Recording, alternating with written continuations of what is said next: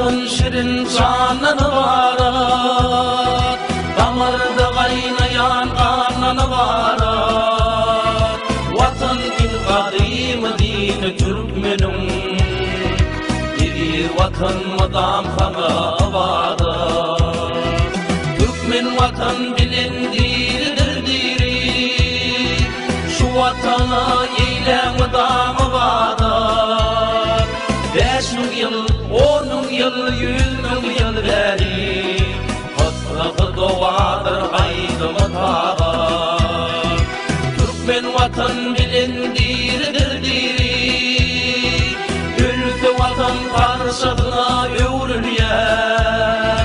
Vatan Türkmenlerin kalbinin nuru, oylan yarın vatan yerden başlanıyor. Vatan bu din diyecekler bugün çalman, kirpedin takip yerinden başlanıyor. Dağda minarada şanına Allah, sıkyanadan keflerinden başlanıyor. Başlanıyor Peygamber tanıp atatın, Oğuz Han'ın 6 gerçek oğlundan. Başlanıyor dünya dey ulu vatanım, atarman çaparman hundan kovmundan. Yigitler ediydi vatanın şiiri, nice yıl Oğuz'u doğa dey saklan. Ker Türkmen vatanın algırı şiiri, 5 günlükten kursoğunda yer tapman. Vatan deyik geçmişten hem gelecekten, atmandan keremli yerden başlanıyor. Vatan ata çıkan Yavuz gerçekten, toğulunup düşen ferden başlanıyor.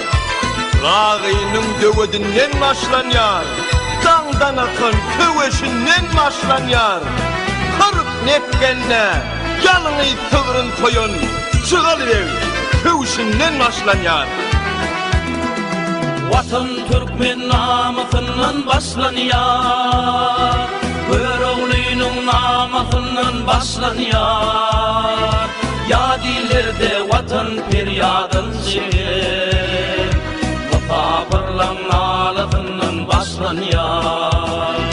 Vatan kazamımdan tılla girvimden, parlak durun baydağımdan başlanıyor.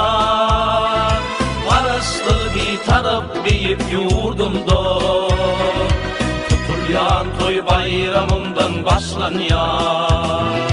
Dinle vatan öğretir minnetliği, olur dua ederdi de şükürlü.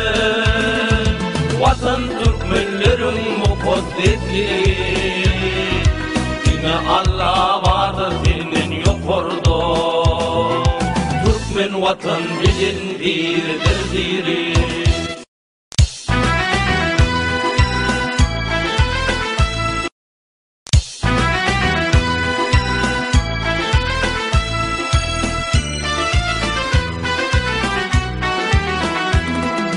Dedi vatan şirin canını varar, damarda kaynayan kanını varar. Vatan din kadim din Türkmenum, bir vatan madam hana varar. Türkmen vatan bilindir diri, şu vatana eylem damı varar. 5 yıl, 10 yıl, 100